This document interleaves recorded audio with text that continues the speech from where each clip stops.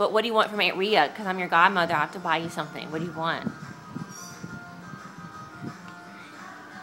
You want a mop?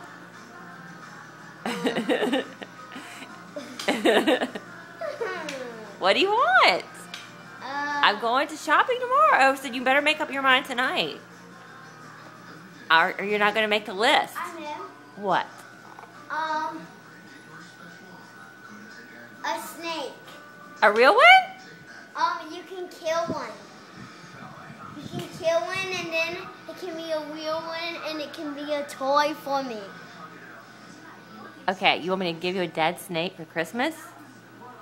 Yes. I'm just teasing. Of a tin snake. A pretend snake? Right, stop fun of me. I Is that all you want? I want to get him. What was that?